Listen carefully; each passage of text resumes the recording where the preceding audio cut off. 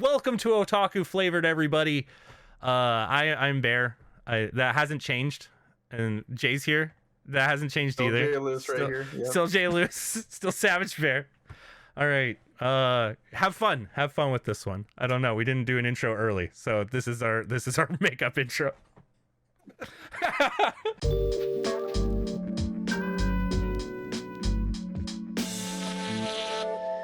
So that's the thing for me is like, okay, cool. This is coming out in January, so they only have what, 7 months right now?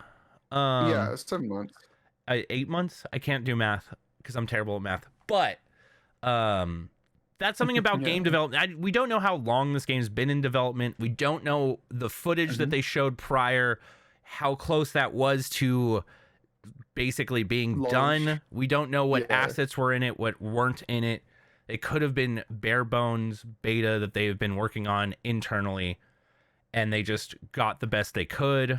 But so if you guys are just joining us and wondering what we're talking about, there'll be a link down to this post on Twitter that Pokemon did that announced Pokemon Legend of Arceus's launch date of January 28th, 2022. And basically everybody be freaking the fuck out about a non-finished game for Pokemon. And I don't know, it's so weird for me. Like, reading through these comments really goes to show the vocal majority, or I guess the vocal minority of of people being like, how could you delay the game? The game's coming out too soon. Like, the game didn't look good enough for what you showed us. And I'm like, wait, what are you talking about? What do you expect from a non-mainline title that's brand new? They've never done this before. Like, yeah, it's not the normal studio. So my favorite part of this thing is they're literally like greedy Game Freak and like complaining about Game Freak, who is not working on this title or any Pokemon title at the current time. There's 2 separate studios working on the 2 separate games that are coming out and have nothing to do with each other. Yeah. And people are mad at Game Freak. That has nothing to do with any of this. It's so amazingly like poor Game Freak. 100%. The amount of things. But it is one of those things. Like, yeah, like them coming and saying, yeah, like, what is it? The Diamond and Pearl remakes are coming out too close to the Arceus release date. Like, that means they're not going to be finished games or whatever. And they're not being made by the same developer. First of all. Why would they do that? There's 2 different teams. It makes sense. Pokemon has enough money to pay multiple developers to make their games. And the other thing is, Arceus, we don't know what it's going to be like. We have no idea what to expect other than the little bit that they've shown us. And I think people just want the ultimate Pokemon game from the first time they've ever done an open world Pokemon game. And it just hurts people because they're like, wait a second, you showed me what I want. Like, you showed me an open world, like, Pokemon game, but it wasn't perfect. It had a lot of flaws. There's a lot of rough edges. I need you to delay it by a year, let's say. But also, it looks better than all the other Pokemon games that have ever came out. That's the other thing that cracks me up about this, is they're like, it looks horrible, but it's the best looking one they've ever made. Dude, there's so much about the comments on this that trip me out, because people be salty as hell trying to figure out what they want with their lives. And from what I've learned, consumer never know. All these kids who are saying like, this is going to be disappointing, are going to buy it and fucking love it. Like, or they won't, and they'll be sad that they missed out, because this is going to be a new experience. This is going to be something that is rough around the edges, that isn't the best ever it will be the best ever Pokemon open world game because it's the fucking first one. But yeah, I mean, yes, I'm full send on buying a Pokemon game when it launches. That's me. Yeah. I buy and play them on release. That is like my tradition. And you can say whatever you want to say about that, because, you know, fanboy or whatnot. Sure. But at the same time, like, I will openly critique things that I don't like. Like, Sword and Shield, I think, has the worst story in all of Pokemon. And it's funny because Gen 1 doesn't even have a story, so damn. Or really much of a story. I guess it really doesn't. Yeah. Yeah, Gen I 1. don't like Sword and Shield Wait. storyline at all, but it looks and it feels great and it plays great. I loved playing through it. I just didn't care about anything that anybody had to say throughout the whole one.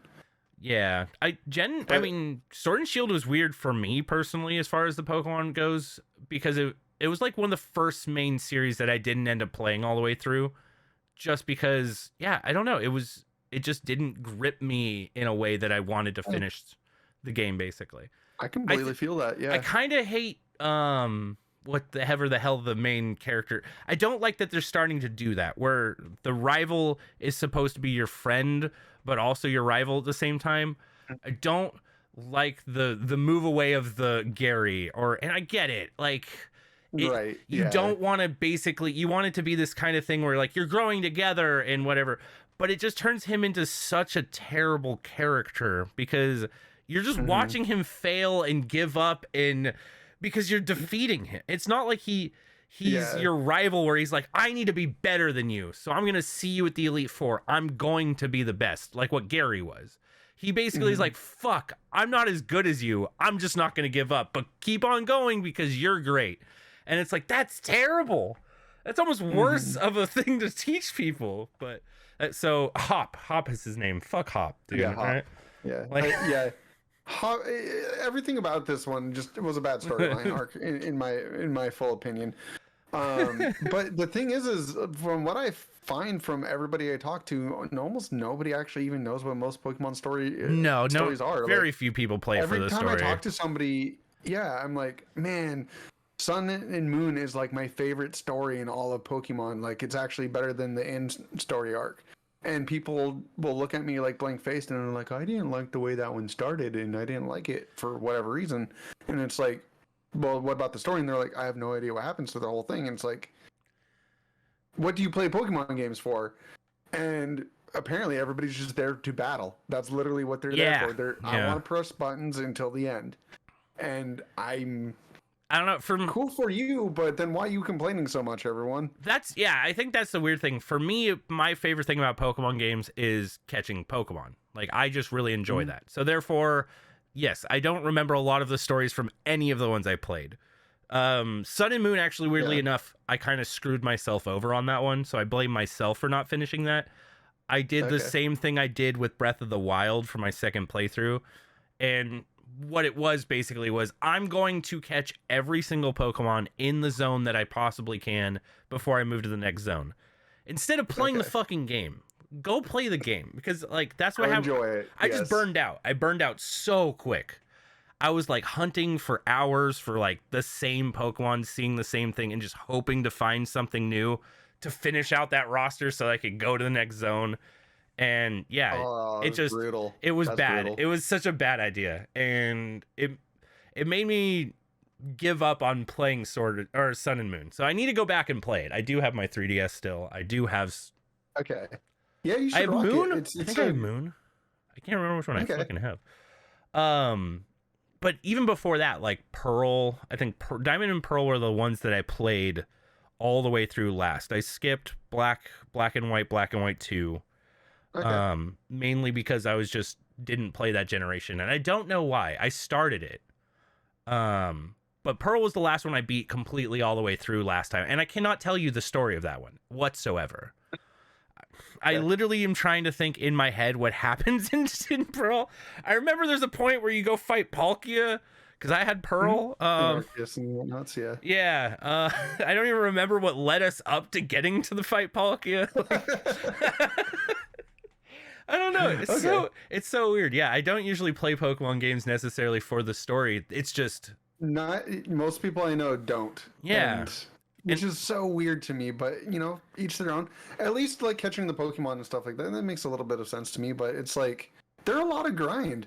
If you're not getting that payoff of like the story to me, but I guess everybody each to their own. Yeah, and weirdly enough, Sword and Shield was this last time when I was playing through it. I actually was trying to pay attention to the story. I was actually kind of digging it at the beginning, and then it got to the point where I think I hit like the ice gym or whatever, and I was like, I'm pretty done right now. I don't really need to keep going from here. I don't think there's gonna be a lot of payoff at the end of this, I'm probably going to finish the Elite Four and then go fight the champion or whatever, and that will be it.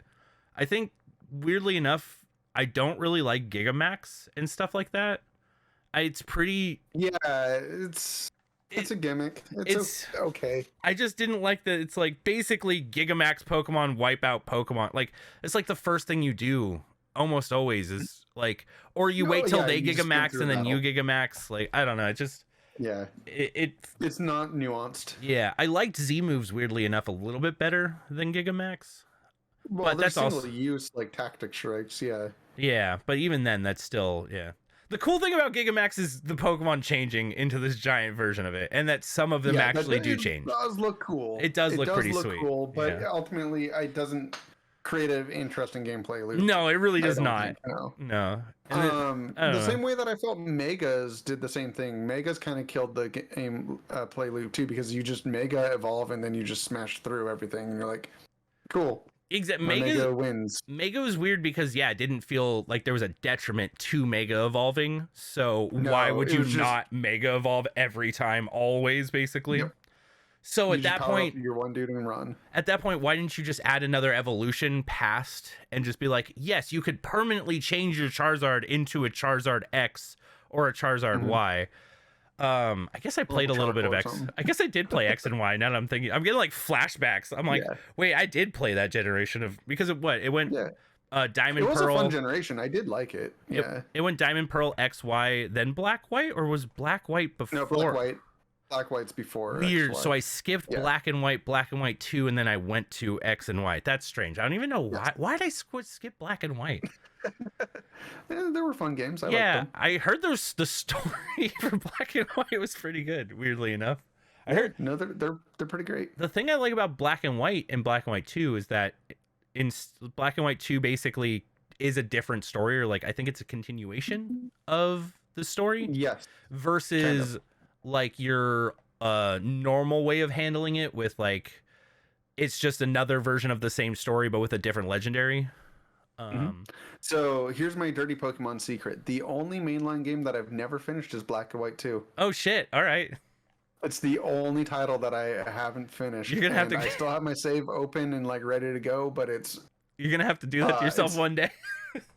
Yeah, no, it's on my goal line. I don't actually know what all the differences are for it, because it's one of the few ones that like I started off, I got to the first 2 gyms I think I did, and then I stopped for whatever reason. Yeah. And I moved on to everything else going on. So I've played every single mainline except for that one. That's interesting. I played them in such a weird order too, because I did like, of course, started with red, blue, yellow, and then I didn't play Heart Gold or Soul Silver for a really long time. Well, it's just Gold and Silver back in the day. Yeah, I was gonna say. I guess I actually had come back when it was the remakes for Heart Gold and Soul Silver. Yeah. So I didn't play Gold or Silver, or what was the I even replay all the remakes too. Was Platinum the Platinum is for Diamond and Pearl. Okay, that's right. Yeah, Diamond, Pearl, Platinum. Was there a third one for Gold and Silver? Crystal. Crystal, which is my favorite. Yeah, that was my favorite. That's what it was.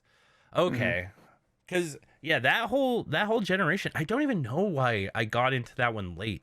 Because I got into that when they were doing the remakes, when they did, because they did what, Leaf Green and Fire Red, and that got us back into Pokemon. So all of a sudden, my whole friend group and everyone was playing Leaf Green and Fire Red. So I was like, all right, let's go. And then after that, I wish I had friends growing up that played Pokemon. And then after that, to poor Jay, the deprived childhood. I just see you with a link cable without going to anything. You just have the link cable, and you're like, I don't have anyone to link with for this. I linked with myself. Oh, okay. Yeah, I had two. Yes, I always had every game, so I had every game, and I just traded amongst myself to do what I wanted with it. I mean, you had 2 Game Boys? Well, no, so it wasn't up until the SP and the Advance, and like I could start doing those because I would get every generation, and some generations were compatible with each other. So that makes sense. That occurred. I could be happy. But I've never. I Yeah, could be happy. I've just owned every generation of every Game Boy / every Okay, yeah, Nintendo handheld. that makes sense. And some of them did overlap, which was great. Yeah. But yeah, it was weird. Like I didn't get into Gold and Silver until Heart Gold, Soul Silver, and those are very good.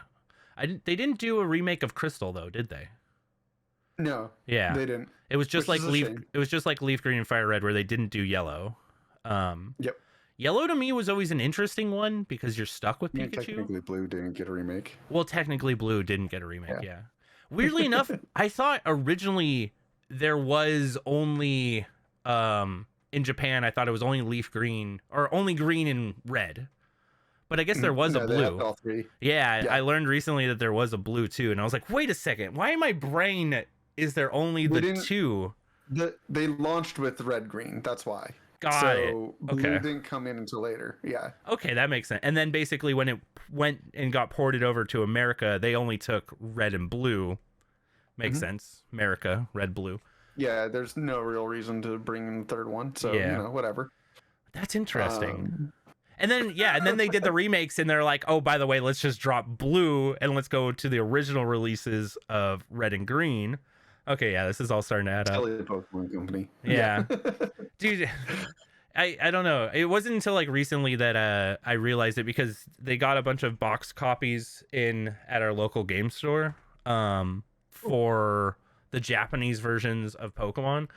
And I saw Green, Red, Blue, and Yellow, and I was like, wait a second.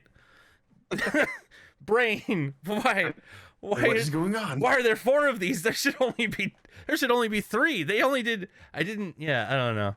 Yellow to me though will always have like a special place because it was like the first, I guess, in the series to do the whole let me redo Pokemon, let you play through it, but it's slightly different. I didn't necessarily like that you had to have I think you have to have Pikachu, right? I don't You think do. Yeah. I don't think you can. I'm pretty sure. Maybe. I was gonna say, maybe you can box him. I think you can box No, him. you can box him. Yeah. I'm pretty sure you can't untrade him. Yeah, you can get him off your team. Yeah. I was gonna say I'm pretty sure you can box him. I never did. I when can't played remember if he stops following you if you box him though. it. He does. Yeah. Yeah. I think he does. I definitely kept him through the whole. Me game when too. I played Me too. through it. 100%. Yeah. I was like, I'm role playing Ash right now. Like, Yeah. I remember trying to get Ash's team like throughout quite a few Pokemon games at the very beginning. Like, all right, we going with Caterpie that'll turn into a Butterfree at some point that'll release. Like, Oh, that's funny. What was what's your like absolutely favorite for whatever reason? Pokemon game. weirdly enough, I think my favorite. You mean just my favorite Pokemon altogether? Favorite game, also favorite Pokemon. But Okay. Well, we can do favorite game first. I think my favorite one altogether. I really did enjoy playing Pearl, which I'm very excited for these remakes because probably Pearl is the one I invested the most time in trying to finish the decks, trying to figure out all the little secrets, doing basically everything you can. They had like the fashion one in Pearl, if I remember correctly, too, for the contests. Yeah, the contests. I believe. So That's- I remember, should be correct. I remember doing just a lot in Pearl, but Okay. I think my overall favorite time I've ever had, and I think my favorite game has to be Fire Red, just because of the nostalgia of playing the originals, but better, and having the friend group this time to actually like be able to play Pokemon with. Because originally when when Pokemon Red and Blue came out, yeah, I didn't have friends. I would trade with myself. I had both copies and all of that stuff. So it wasn't the same experience, but I got that experience later in life, and I think that kind of puts that as my favorite. One day I'll get that experience. I know. Hopefully with the next games. Yeah. So sad. I mean, I actually know quite a few people who are still playing. Like Tiff still plays fucking Shield and Sword and does raids and all that stuff and the new content that comes out, and I see it and I'm like, oh, that's cool. But yeah, what's your favorite mainline series? Well, like I said, my favorite story is Sun and Moon, but my favorite of all time game that I owned of Pokemon was my copy of Pokemon Crystal. Okay. Like I just there every bit of like nostalgia bleeds through that. Sure, I started on Gen 1 with Pokemon, like I had Blue, that was my first game, and then I got Red and played Yellow.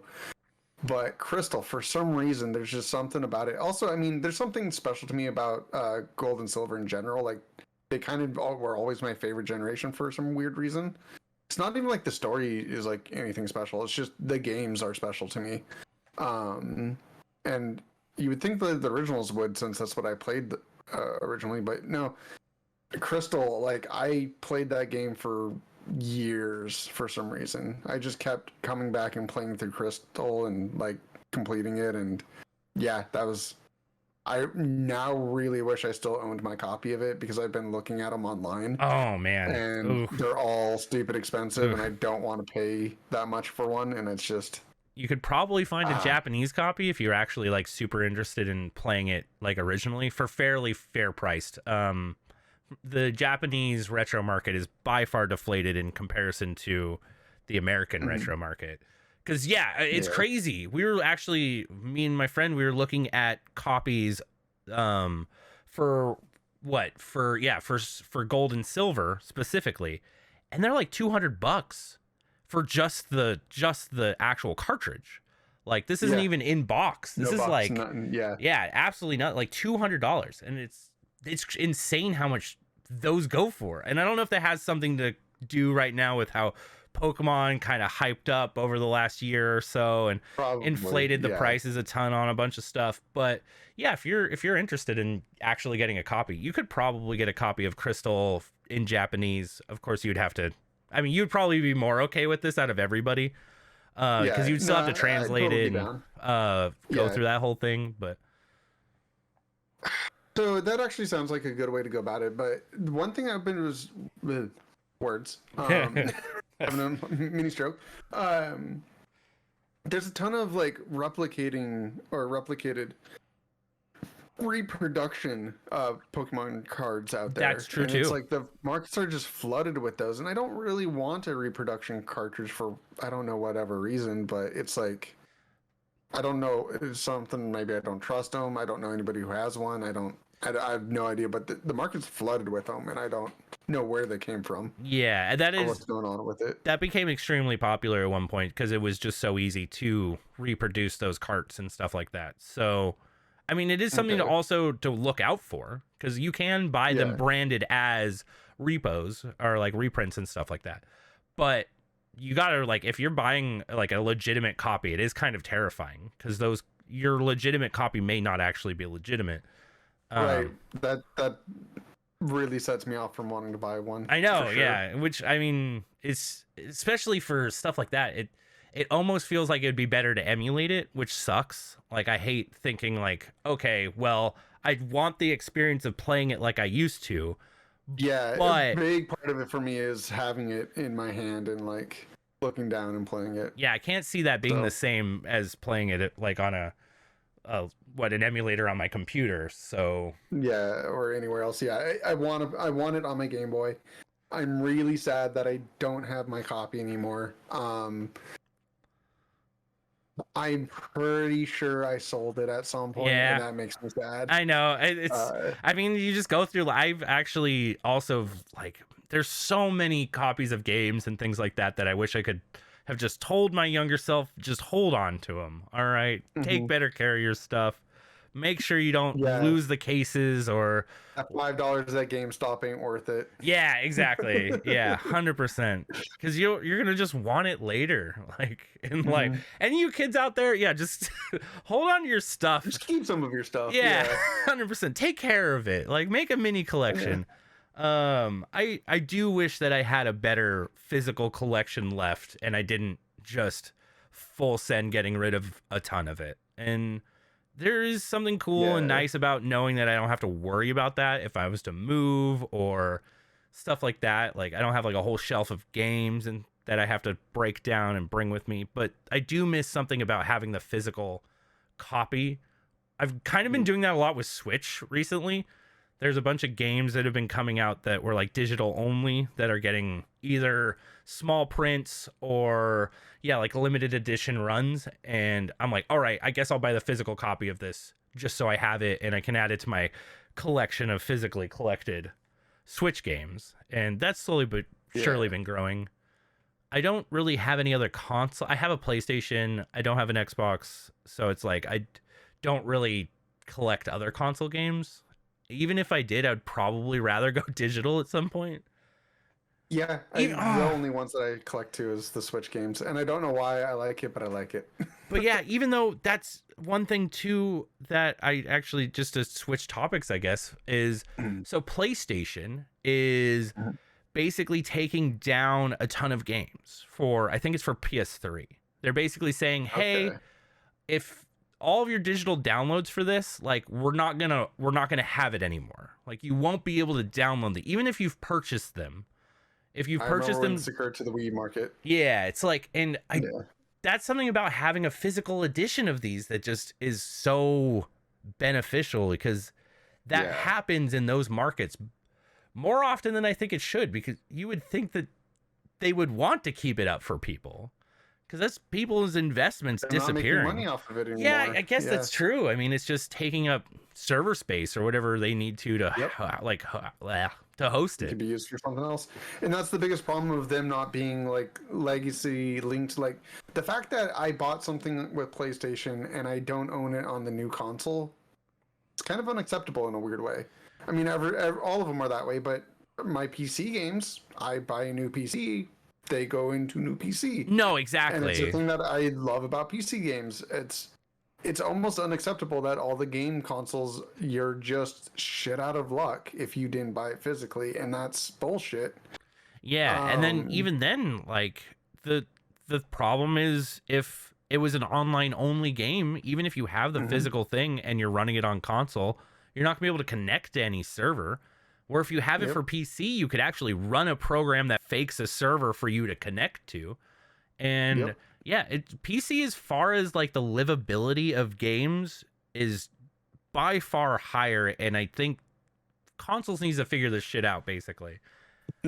Well, I honestly, I don't understand why anybody would buy a new generation console that's not a Switch. Yeah, I guess unless there's like an exclusive game that you have to play. I mean, of the price of a new Xbox or a PlayStation, especially with scalper prices, is basically a PC. Even though I'm not gonna say that it's easy to get a PC right now. Like, I mean, what game is gonna come out on the console that I need to play though? Like, realistically, what game is not gonna be so good that it has to be on PC? Yeah, and that's not on Switch, I guess, is the other question. Or that too. Yeah, and that's the thing. Nintendo does release things that I would want. That other, like, nobody makes games like Nintendo. Yeah, that's just, I'm not going to get that experience on any of the other consoles. Therefore, I need to get a Nintendo if I want to experience what I think are, like classic games. Yeah. All the new end experience is going to be on PC anyways. Might as well just play it there. And they're glorified media boxes at this point. Yeah, I think the strange thing for me is the push of exclusivity for like PlayStation, for I guess for any console nowadays kind of trips me out, because we're in such a free market where the ability and the hardware that these things are being built on is so similar that you can port them much easier than you could back in the day. Like that was the big thing about PlayStation 3 era, and why if you were making a game for PlayStation, you couldn't necessarily make it also for Xbox because of the architecture of the processors and the way that you would try to get the full power out of these consoles as you're designing specifically around certain like attributes and things like that. But that's kind of gone away. And basically your nowadays consoles is a computer. It's just not running Windows. It's running whatever like Xbox or PlayStation's OS is. And it just makes me realize that any of these games potentially could be going to PC, and I just don't understand why you wouldn't tap into that market unless you're getting paid a lot of money by PlayStation or Xbox to be exclusive. And sure, That's definitely probably a thing. But also I'm don't have time in my life anyways to go off and play most games anyways. Yeah. Like buying a console just to play a game, like I don't know what could possibly get me to want to buy an Xbox or PlayStation. Yeah. Like I feel that on so many emotional, like on such an. And the weird yeah. thing is, I just don't have time. Like I wish I had to play games not on my computer. Because like I'm on my computer, it's very easy for me to sit here and either multitask. I can watch anime. I can play the game. Yep. If it's something that like I want to stream right now, I don't have a way to stream whatever it is, like an Xbox or a PlayStation. I could buy a capture card. I could go that route. I don't have it right now. But yeah, that's one of the reasons keeping me from playing a lot of these games. I bought God of War the day it came out because I really wanted to play God of War, like the remake or the new one that came out for PlayStation 4. And it's still sealed. Like it's sitting there on Yeah. my PlayStation, still sealed. And I'm like, I could play this. I remember like I bought Last of Us 2. And I was like, I'm going to play it. I opened it. We got through like the tutorial part and we just never played it again because it's not as easy to go sit in my living room and feel like, okay, I'm going to sit here and play a console game. Like it just feels like I don't have time to do that anymore, which sucks. It definitely does. But that takes away so much of my motivation to even try to want to play on one of those. Which, yeah, so it dilutes the pool of things I'd possibly want to do. Like I used to play every single Halo game on launch as well. Me too. And then the newest one came out, and I haven't played it. Yeah, 5. Yeah, me either. 5 And is actually the first one where I didn't play. Mainly, I didn't want to buy an Xbox for it. I was like, I could get an Xbox One or whatever the hell they were called, and I could go that route, but I don't want to. Like, you're not I had a pulling me friend that anymore. offered me to borrow his Xbox with his copy of Halo 5, and I turned it down. I was like, I don't want to spend the time to invest in all that. That sounds like much.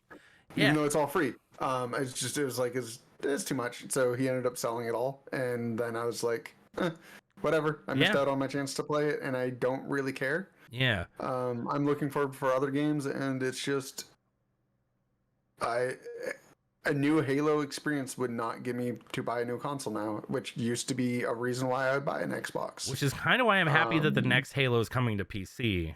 And I think Microsoft, if you can hear me right now, it would be really smart for you to just basically release everything moving forward as PC and console.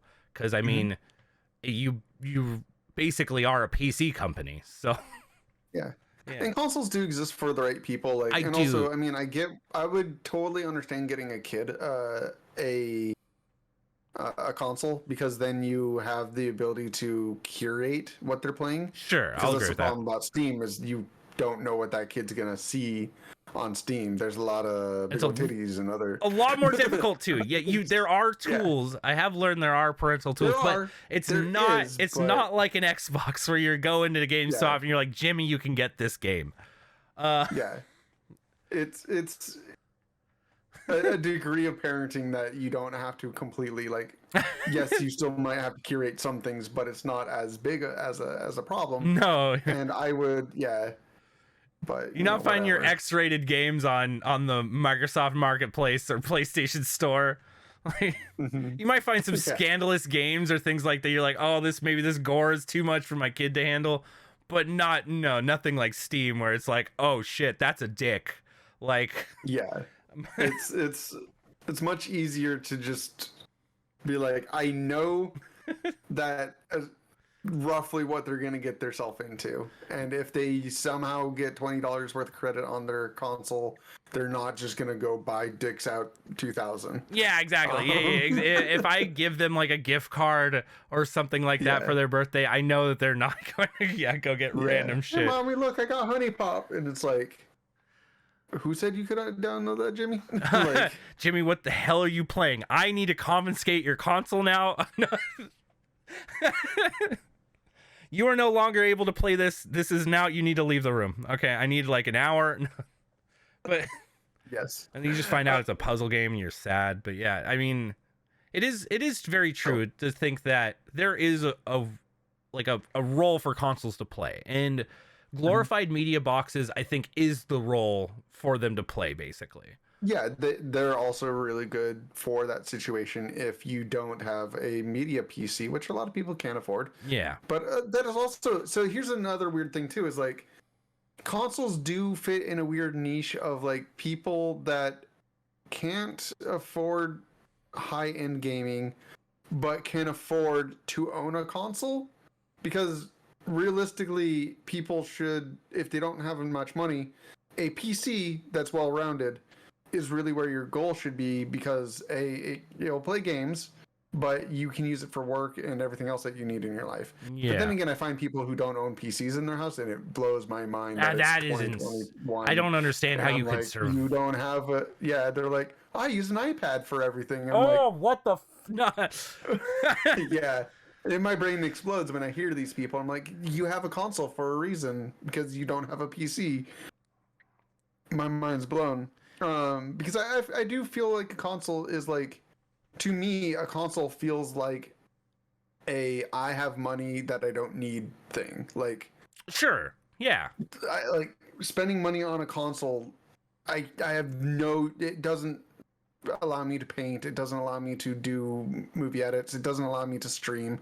Like, I can't do anything with that gaming console. So it feels like a frivolous expense. You know, Yeah. like a. I mean, I will say, well-to-do thing. like, you can stream from it. I'm not saying you can stream well from these things. They do have built-in streaming now, and like you're not getting work done at it. No, it is something that it's not as multi-use as like your PC.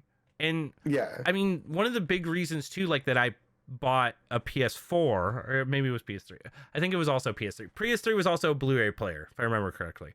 But basically, which one was a Blu-ray player, like, it was the cheapest Blu-ray player on the market, and it played video games. So why would I not go the route of buying that, basically? Yeah, that seems like a great like, I don't have a DVD player. I don't have a way to play these things on my computer. I don't even have a CD drive. This thing literally has nothing like that. So I could go the route of buying a portable one, or I could, I guess, buy a drive that goes in here that would actually be like my CD drive, or I could buy a console, because most of the places I'm gonna watch those are on TV or on my big screen. Like, it's designed, that whole area is designed for watching movies or stuff like that. But weirdly enough, over the years I've moved more and more away from that, and I've noticed the majority of stuff I watch is on PC while I'm sitting here, or every once in a while we'll watch maybe like an hour, 2 hours worth of YouTube content on the big screen because I can cast to it.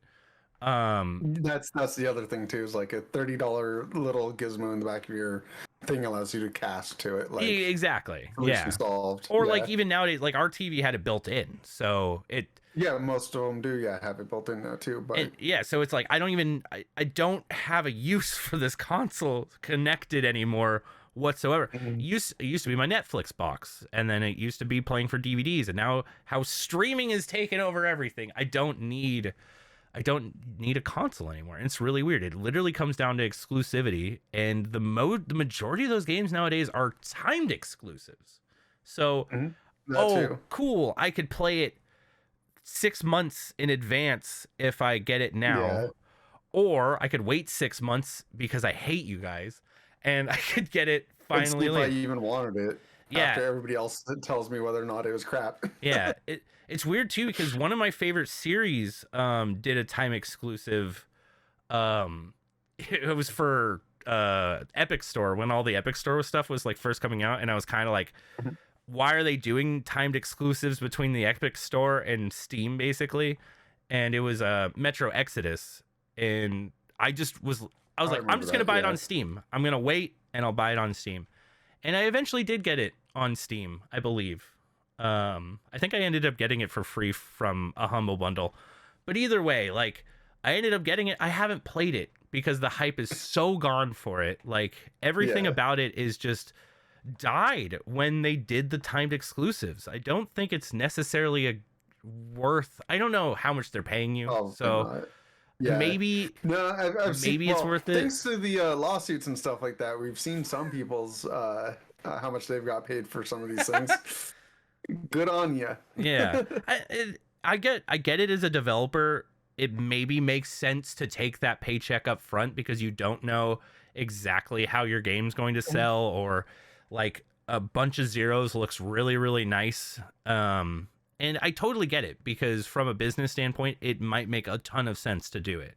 But from a consumer standpoint, it just sucks. It really just hurts me wanting to play your game, knowing that you forced me to buy it in a certain way where I'm going to be able to buy it in a couple months. It's not like there's a hardware difference or there's not like something stopping me from getting this goddamn game, but like other than you just telling me where I need to buy it. And I kind of got over the Epic Store thing.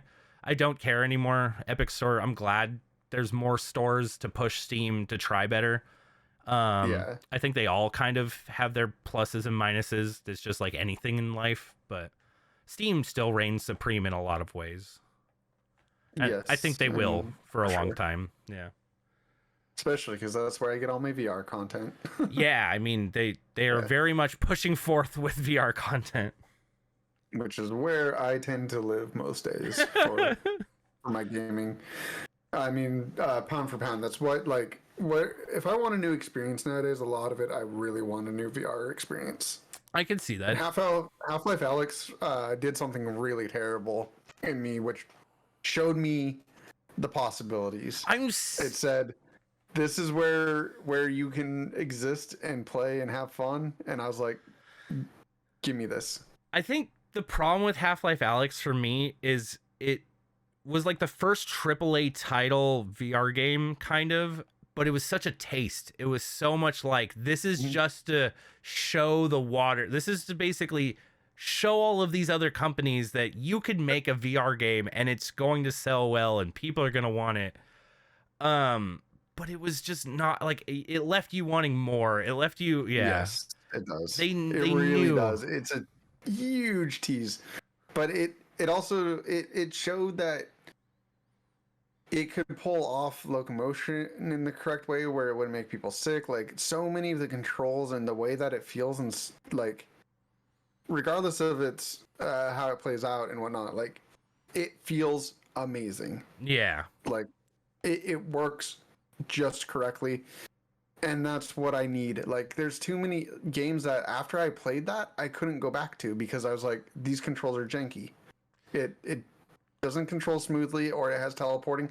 Half-Life Alyx ruined me from ever playing a game that you teleport to locations in. It immediately killed anything of wanting to touch one of those games. Well, I think one of the biggest thing that they did for locomotion was give the options. Like, give you, you can teleport. You can use your jitter look around. But I can go full balls to the walls, let me zoom around and run and duck and yes. Yeah, and I think that's just where VR needs to move towards 100% is options. And I get it, especially for indie developers, you might not get that luxury of being able to incorporate everything as an option. But moving forward, if you're like a larger company or a AAA game and you're doing VR, and you don't have the ability to do whatever and change whatever, I think it'll instantly hurt your game in the VR world. Kitty Gloves VR kills me. I can't deal with it. I need full-blown movement in my VR games. Yeah. Or otherwise it's unplayable for me. It's so weird. I at first didn't like... I was a big I understood why there was teleport, and I understood why the look did the whole like kind of like jitterness when you're looking around. And Alex was the first game where I was like, you know what, screw it. I'm just gonna full send your normal controls how you normally would play a game. Supposedly this is gonna make me sick, or I'm gonna feel nauseous, or I'm gonna get something from doing this. And I will say at first, my body was like, what the fuck are you doing? Like, this feels disjointed, but the moment that I got completely used to it, oh dude, there is never going back. Like it just feels so cool to be able to full movement, full look around, do everything that you normally would in a video game, plus toss a gun up in the air, catch it, and kill some. I don't know, man. There's just so much. Yeah, it's too buttery goodness, and I love that feeling, and I want more of it. I need it. I need more something. Yeah, I think we're gonna see it. I know the install base is just slowly going up. There's no reason not to have these more and more companies hop in and actually be making legitimate full-length VR games. I know. Speaking of which, that mecha game, we bought a mecha game the other day that we need to try out. We need to play that as soon as possible. Yeah, I'm down. Your earliest convenience. But also, I need to introduce you to a VR game called Survive. Oh, okay. Which is kind of a low-budget looking game, but it is a zombie survival game. Which, yes, I know everybody. I love zombie survival. No, it's fine. But here's the fun thing about it: zero HUD. There's no HUD. Oh, really? There's no information. Does not tell you how much ammo you have. I love that. No information at all. It's just you pick up the guns off your waist, you unload them, you reload them, you do everything based off of what you can see. Your health is you start blacking out, things like that. Like there's that's nothing so cool. let you know what's going on. I love design like that. That is actually something. It's so great. It's something that in survival games I love turning off is the HUD completely and just going full send. Like I don't know what the hell's going on. It's one of the reasons why. It's one of the reasons why I love Tarkov. Tarkov has very little HUD in a lot of ways. Like actually, I'm pretty sure. Yeah, it does have HUD, but. I mean, it's the great. Yeah, well, I mean, in Tarkov, you do things to check your ammo. You do things to check your ammo. You do have like VR, a movement thing. You can see your stances, all that stuff, but. Yeah, but you have to press buttons for them all. But in VR, it's just like in real life. You interact with the things just like you normally would. I'll have to check this out. Like you normally would. You pull it, like everything about it is just how I want to see going forward. How I want to see VR games created sometimes because it's an experience. It's a full it feels good to not have a HUD. Yeah, I definitely think going forward with like survival simulators too. In VR, seem like keep making them. Like I love that type of stuff, and I am totally okay with like my survival simulators going into VR. Like, I mean, weirdly enough, I'd be so okay with BRs going into VR, like a battle royale or something like that in VR. Sounds sweet. Oh yeah. Running into a room to try to like scavenge for guns on a table real quick to like then turn around and fight kids sounds amazing. But yeah, VR is one of those places, and if you can't tell, we go back to VR quite a bit on this podcast. Yeah, but it definitely is. VR is one of those places where I think everything shines. Like, I can't think of a single game that can't go into VR and benefit from being in VR. And maybe it's a platformer or things like that. Maybe it's something that is directly meant to be like third-person camera-y or whatever it might be. I could even still. Playing it on a virtual screen at like 500 feet tall is pretty fun. No, exactly. I mean, there's just so many things that it's so hard to justify and say that VR isn't like this game can't be in VR or whatever. Like Pokemon, like to circle all the way back to our first thing. Think of Arceus coming out in VR, like being able to walk around in an open world in first person, throwing Pokeballs, catching Pokemon. Like it would be one of the sweetest experiences ever. And if that's not how I'm spending my time in a retirement home, the world has failed me. Dude, if you are not making a VR game right now or looking into making a VR game, that's the thing that sucks though, because before I die, I better be doing it. It's on Switch, and I can't see Switch or Nintendo hitting VR anytime. I mean, they were the predecessor technically. Yeah, they were like Switch with the Virtual VR. Boy. They were like I mean, they have Switch Cardboard. I mean, that is true. Yeah.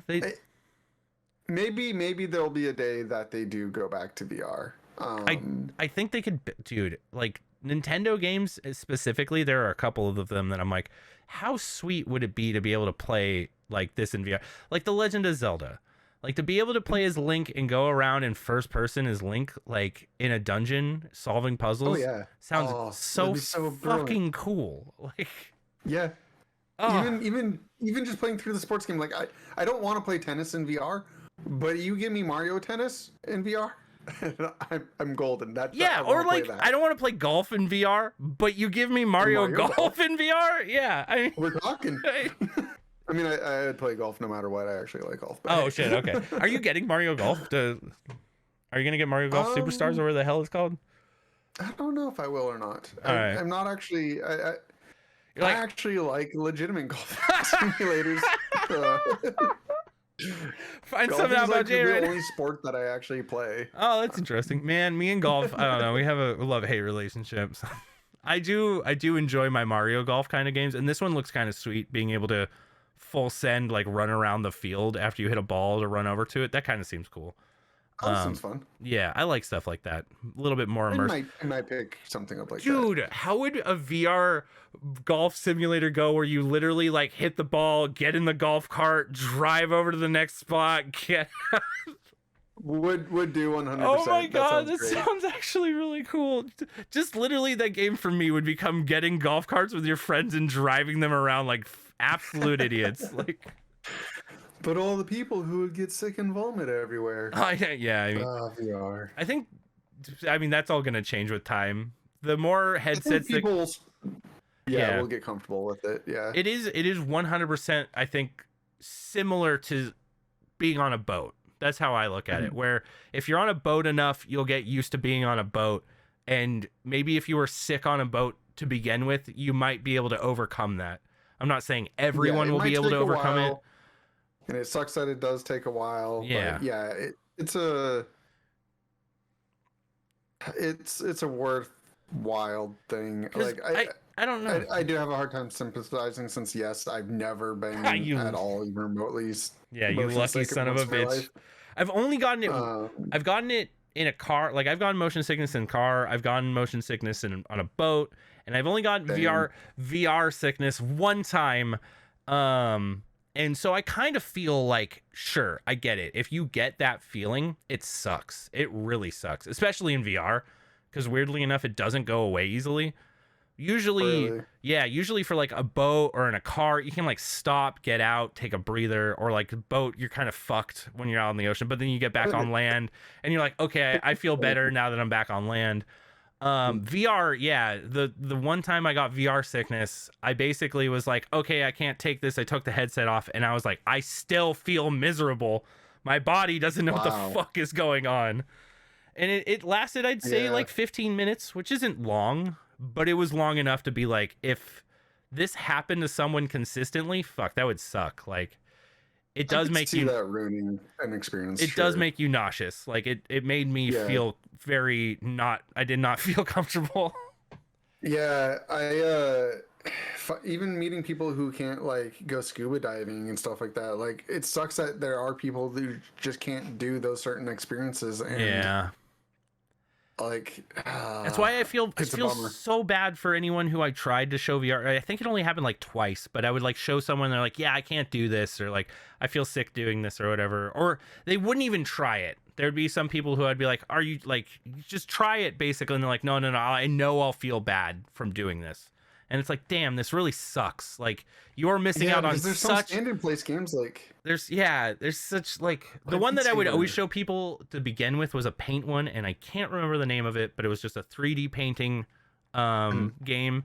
And I absolutely would love giving it to people and being like, yeah, dude, have fun. And I would teach them the controller, and you would just see them have so much goddamn fun messing around and drawing shit and just doing stupid stuff. And it's I almost got more enjoyment out of my headset when I first got it from showing people stuff. I love that part too. It was so fun. I would just be sitting there and being like, yes, enjoy. Like my mom came into town to visit once, and I was like, I got something to show you. And she was like, what's that? I was like, I'm gonna let you play VR games. And she was like, maybe. And I was like, yeah, you're gonna want it. You're gonna want to play this, because my mom does play games. Yeah.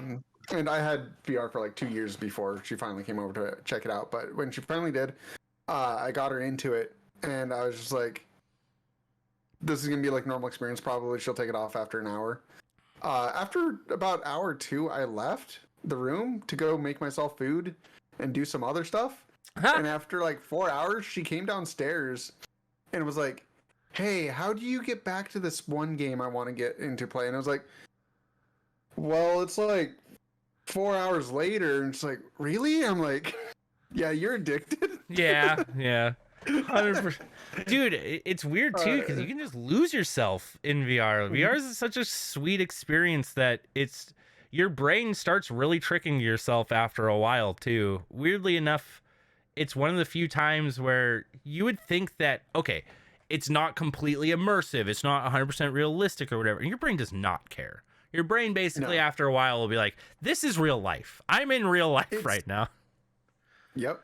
It's the only time a game has ever scared me. I've never ever been afraid of a game. I can jump scares, nothing. Like no horror games have never been like I never understood how people could get scared from a game. VR games, completely different story. It really does just get you in that moment, and I'll agree with that. It will, it will get you with the spooks. I play like horror games. Like that's what my channel got dedicated to before I've kind of like slowed everything down. But before that, I would just legitimately play every horror game because I was on the track of trying to find something that actually legitimately scared me. And there would be jump scares that would get me every once in a while because like I wasn't expecting it, and it's more of a surprise. It's not like something that's going to cause me to like scream or freak out or actually be like terrified. It's more like, oh god, okay, that thing wasn't there and now it's there, which is cheap. All right, you fucks. But in VR, I will say the first game that I ever played that I like, Subnautica, I guess I'm just going to say this, is a game where on computer, it's not that scary to me. I can go do anything. I can literally go and mess around with Reaper Leviathans and dodge them and do everything and be like I loved doing it because Tiff absolutely hates that game and is terrified of it. So like I would go up to a Reaper and be like, "Hey, look, it's coming at me." And she's like, "What the fuck? Stop. Get out of there." And I'm like, "No, it's fine." So I loved that.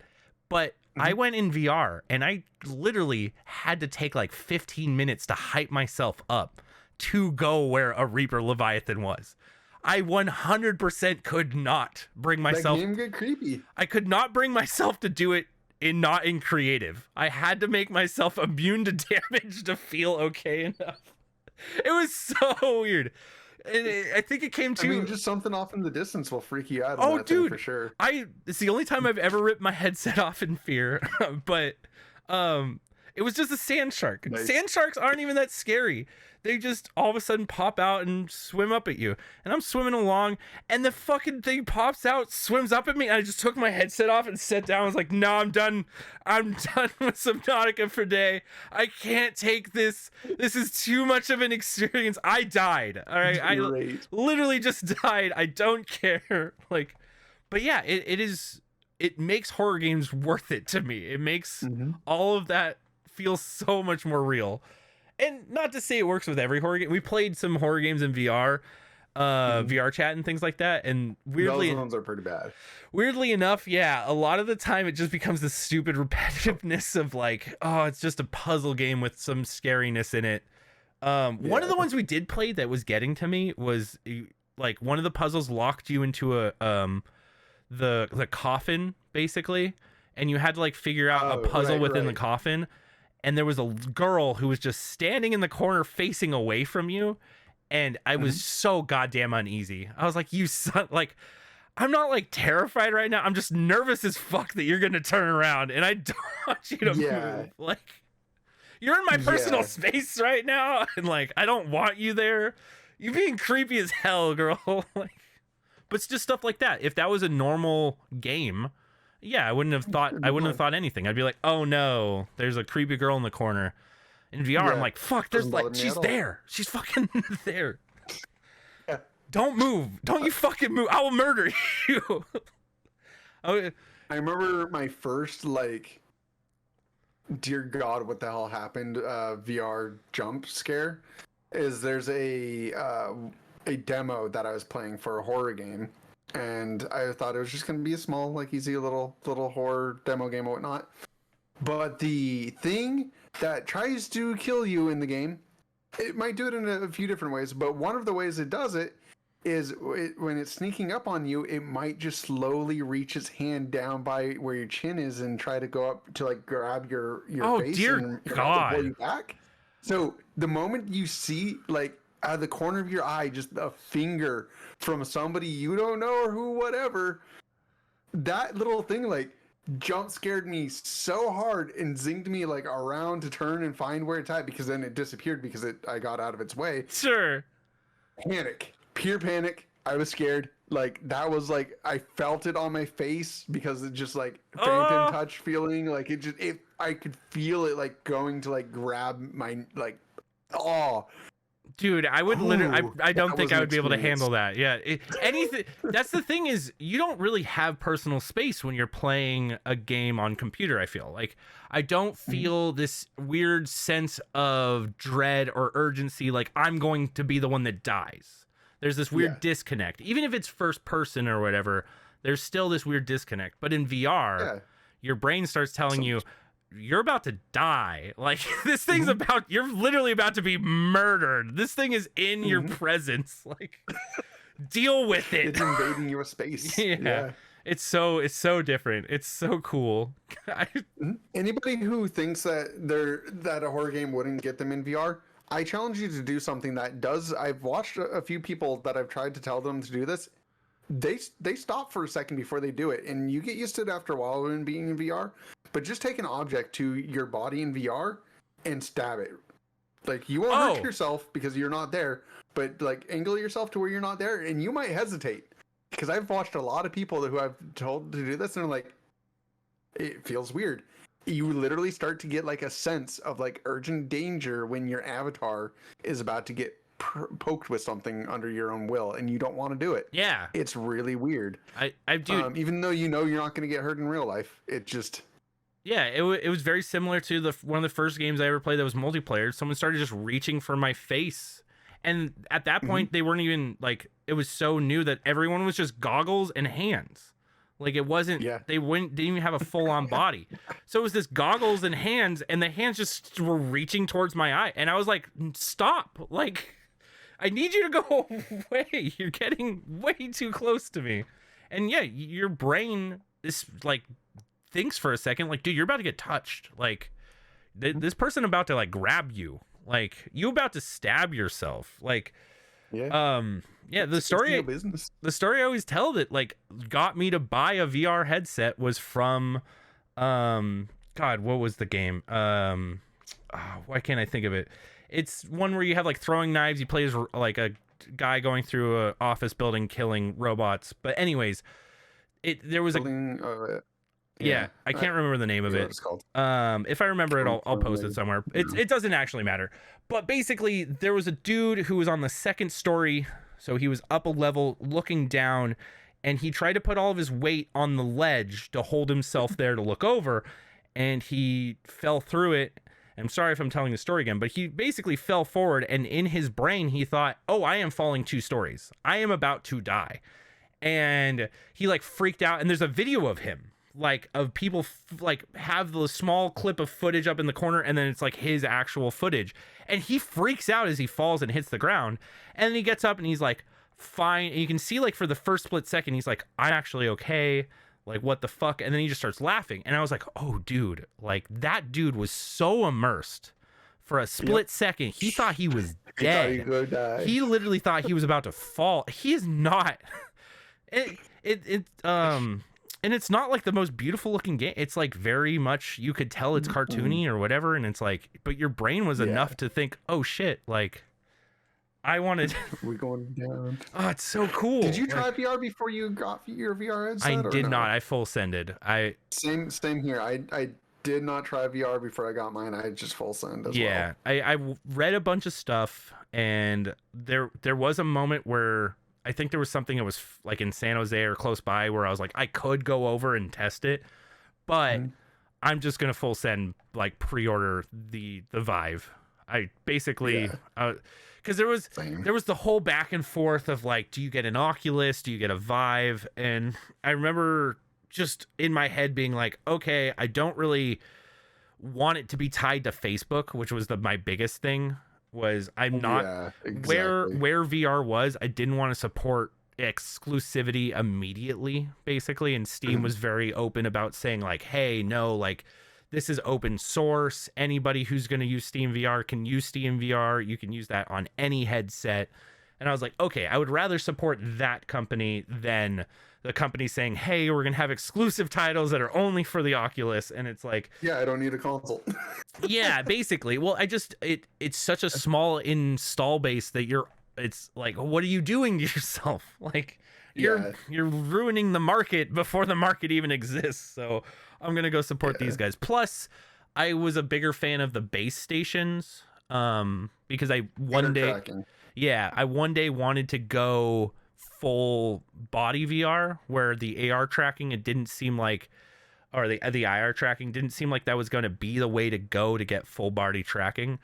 And like, so I was like, okay, I want this, and I still want to do full body tracking someday. It's beautiful. I love it. Yeah, I I have a friend who just got it, and he's been trying to get me into VR chat to like come check it out, and I hopped in like for 1 second the day that he got it all set up, and it just seems like night and day with immersion, basically. You feel so like it's a real good feeling to have everything move in time with you. Like it just, yeah, it's a experience to its own. Yeah, it's something that it feels again like I want to show people something in VR again. It's like, hey, let me strap you up with all this stuff because it feels cool. Yeah, I really want it to become and easier is a bad term because I mean it seems pretty easy to set up. You basically buy the trackers, you strap it to you.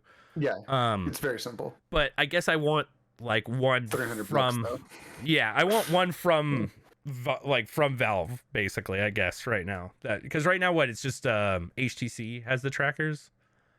Yeah, they're the Vive pucks. Yeah, the Vive pucks. Yeah, and I want there to be like an index puck, I guess. But I know it doesn't matter, and it's just dumb, they and it's work just all the same. I know it's so dumb. It's like such the stupidest reason, but that's how I am. I'm a stupid person for this, but I know once that comes out, I know I did. I still have a Vive. Oh, I should buy it for the Vive. That makes more sense. How many do you need? You need a waist and 2 for your feet. Yeah, so 3. Okay, that's what. Yeah, 3 in total. Okay. Yeah, 3 man, boots, and it's so good, man. Like I enjoy it. The problem is it's not supported by a lot of things yet. Well, and yeah, that's really where the problem lies. You're basically, but the things that is supported in, man, it's great. Yeah, you're basically investing early into something that, I mean, by the time that it gets adopted, there will be a better solution, of course. Yeah, which is I'm slightly hesitant to buying in. I mean, if I played VR chat as much as like you or anyone else that I know that plays a shit ton of VR chat, I would probably be more inclined to drop $300 to be fully immersed because so good. Yeah. It seems intense. Like I've been talking with like my one friend who's super into VR chat now, and I kind of broke it down and figured it out finally. I just need a better situation for VR. I need my room to be more VR compatible in an easy fashion. Yes. Because like my setup and breakdown right now, it takes me about an hour, like a 30 minutes to an hour to set up and 30 minutes to an hour to break down. That's insane. And it's because I have to, like, my bed's behind me. I have to move my bed all up. I have to move everything under the bed over into a corner. I got to like clean everything up. I got to set up the base stations. One thing I've kind of figured out is I think I'm going to put the base stations up in the corners of my room so that they're permanent. That's how I have them. And that way I don't have to worry about that part. And all I would have to do is set up the headset. And then that way I can store the headset somewhere on my wall or something like that so that it's easy to get to. Then maybe I'll play more because all I have to do is move my bed up, move the stuff over. I think you should. Yeah, I think I should too. But I mean, that just takes time and effort that I don't have right now. Every bit of my priority for setting up my room ever since I've had VR was always to make sure that I always had a space for instant VR. Yeah. So for me, I've never not had the experience of turn it on, put it on. Yeah. Done. Once I get my own place, I want that 100%. Like I know at that point it'll make sense for me to invest in everything, get everything set up, mount it up correctly. because it's like, okay, this is my own place. This I can actually like make space for it. I can have an office that doesn't have a bed in it that can just be set up at all times. I mean, this is my bedroom. I know. If I had a bigger bedroom, I guess even like if I knew I had a dedicated space where I could play VR in and not have like, yeah. Because right now, I could get it set up without my bed and needing to move it, but I'd be standing. I just wouldn't be able to do the whole beautiful walk around. I would instantly kill myself. Which is like half the battle. Best part of it all. Yeah, I would agree. That is what made me buy VR 100%, was just knowing I could move around in a small space. Like that's okay. So that was the thing that always got me about people are like, I need the treadmill, and I was like, you don't know what you're asking for. Like, try VR first, and you'll realize the treadmill is the biggest lie in VR ever, because you want to be able to bend over and pick up stuff. Yeah. Like. And you would just instantly have the worst advantage in like any game that was ever multiplayer, because the guy who can like get down on his hands and knees and snipe you is gonna win the shooting game compared to the guy that is stuck in standing position the whole time. Imagine if you just lost half of your controls. No, you can't. The big thing for me would be laying down. Like, yeah, you can't then lay down or do anything super low to the ground. Yeah. Yeah, if an item's on the floor, you don't get to pick it up anymore. Like, it's just the amount of things that the treadmill says no to. You're literally taking half of your controller away. And it's something that, like, people understand once they use VR, but for a lot of people who haven't, like, a lot of people tell me that. They're like, oh, I'm waiting for Ready Player One status. I'm like, you're not. Yeah. Try VR. You'll realize that's a lie. Yeah, I mean, I could see it down the line if they make it in such a way where it doesn't impede certain things, or you're able to like have an omnidirectional like treadmill basically that's large enough. Do you really want to run all the time in your video game? No, like... I don't. No, I really definitely don't. I'm not physically fit enough, first of all. But like, I don't know. I'm just saying it. Treadmills are dumb. VR treadmills are the dumbest idea, and you can never sell me on why I would ever want one. Oh yeah, I would rather just buy more base stations. Like, I would rather just expand my area as big as I possibly can with as much tracking like possibility as I can. Because what's the worst that could happen? Like, especially when you're used to being able to use the thumbstick to move, like your vision around, you're never gonna run into a wall. Or most games, you're not going to physically run everywhere. You're going to move your character how you would play a video game.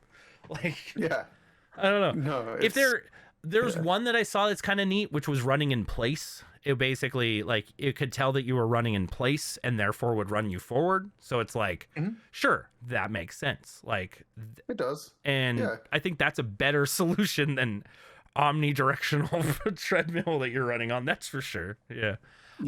I did see a cool one at one point when I was originally like researching VR that allowed you to, it could tell if you were getting into a car, or it could go into a sit down mode.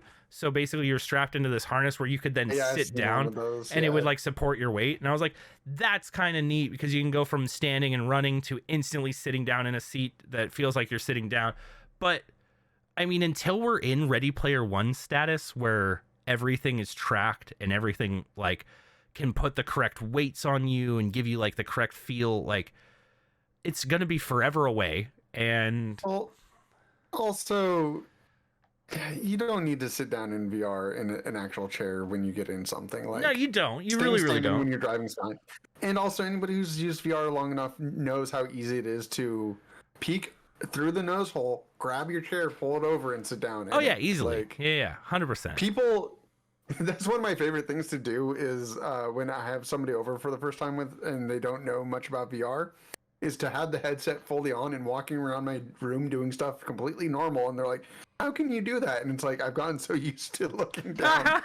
Like, I know everything in my room is now. I'm just like, because it's funny. Yeah, it's one of those things where like I used to really enjoy like watching people get disoriented because if you're not used to VR, you put on that headset, you're so immersed, you don't know where you are. So a get lot of the lost, time before they take the headset off, I would always ask, where do you think you're facing in my room? And they would be like, oh, I think I'm facing the computers or whatever. And they take it off and they're facing directly away from the computers. And it's like, yeah, dude, if you don't know the room or you don't know that you can actually, look down and see the floor or whatever, like you can lose yourself pretty quick. Which is sweet. I love VR, man. VR is the future, 100% for video games, and they need to like completely circle back to Pokemon and get this back to the very beginning. Pokemon, make a fucking VR game. Jesus Christ, I want to. Please, someone make a VR game that is Pokemon. What if there was a Digimon VR game? Now that you're on the Digimon kick, right? I would love it. I mean, either which one. Give me Pokemon, give me Digimon. I don't care. I love both of them equally. Oh my god, just like having a Digivice on you that you can interact with. Like, yeah, pulling out your Digivice. Oh man, so fucking. Please. There's so many IPs that could do such sweet fucking things in VR. Yeah, and like it doesn't have to be those exact titles. Yes, if somebody just made a similar game in the vein of those things and didn't make it look like complete ass, because there's a lot of people out there who make them look crappy. Tam-Tams or whatever the heck you are. Hurry up, do it. You do it. I don't know. Yeah, I was gonna say, there's plenty of like Pokemon style games that I feel like could be absolutely sweet from like going into VR. I wonder if there has to be someone out there who's like, we could do a Pokemon style VR game who's working on it right now. And whoever you are, you better fucking let me know, because I was joking around the other day with Katie about this, and I was just thinking in general, how dope would it be if they took a Pokemon game, removed all the visual stats off of your Pokemon, removed your HUD, and made you play as if you were in the TV show where you literally had to call out for moves. I would and love stuff. it. Yeah, no. And you had no idea exactly how well he was or was not doing until it got knocked out, and it was just... I would play the crap out of that game. I would love an AI controlled Pokemon too that like it kind of has its own stuff and you're like, Squirtle, water gun, and it's like trying to line up the best time to do water gun depending on the thing, or like, dude, I don't know, man. I would love any of that stuff. Oh man. All right. And then all the people that stop metagaming Pokemon because they wouldn't know the actual stats, it'd be great. Oh, dude. I mean, it would be one of those things too where like people still do it. But, people would just show up with their fucking favorite Pokemon too and be like, yo, look, I actually like I have this. I think a good place to go to end this on. What is your favorite Pokemon? Morris. Morris? Morris. Wait, which one is that? Why don't I know what the fuck this looks? Oh, I know who you're talking about. Yeah, he's over there. I can't grab him. He's a little ice dino. Yeah, he's a little ice dino. Into Aurorus. Yeah. I know who you're talking about. Yeah. Dude, there's way too many fucking Pokemon. Editor, right there. Yeah. Jay's favorite Pokemon. I guess over here. Yeah. And then yeah, mine personally is Sandshrew. I don't know why. Actually, I do know why, but I love Sandshrew. I think he is underrated. I love you, Sandshrew. I mean, now that he has an ice form, he's pretty cool. I love that he yeah, right? You ice trainer over here. I do love Alolan Sandshrew though. I think Alolan Sandshrew might be my favorite of the Sandshrew. I love them both equally. I can't say that I love one over the other. But for people who don't know, I literally train entire teams of ice Pokemon. That's like my jam. I will beat the whole game with the crappy ice teams and have the most fun possible. Yeah. I think it started with Articuno. It was also the first holo Pokemon card I ever pulled. Like, Articuno was my boy back in the day. And there's very few ice types. We don't talk about Mr. Jinx that much. I could see that. But, yeah. I mean, there were not. Plus, they were the dragon killers. Like, that was the cool thing about ice. I loved dragon. Dragon's probably my favorite type, and always will be. But get wrecked. I know. Yeah, it's kind of funny. I'm like instantly weak against you. But yeah. Well, you guys so weak against everything else. What? I know, dude. Poor ice. What is your guys' favorite Pokemon? Comment down below what your favorite Pokemon is, and if you would play what's your guys' favorite Digimon? Oh, sure. For funsies. Yeah, for fun. Let's just throw it out there. All right, you guys. I think we're gonna call it here. But yeah, thanks for hanging out for Otaku Flavored. And wait, we talked about Digimon off camera. We did. We did. What was your favorite Digimon for everybody to know? Oh, my favorite Digimon is Gatomon. Yeah. What's your favorite Digimon? Lopmon. I know The yours is little so bunny. fucking adorable. It's like not even fair. Evolves into the mega form is a Cherubimon, which is freaking gangsta. Yeah. But hey, that's my Yeah. my thing. Well, Digimon will have to be for the next conversation of us gushing over stuff. All right, you guys. Catch you next time. And yeah. Bye. Have a good one, guys. Bye, you guys. Peace.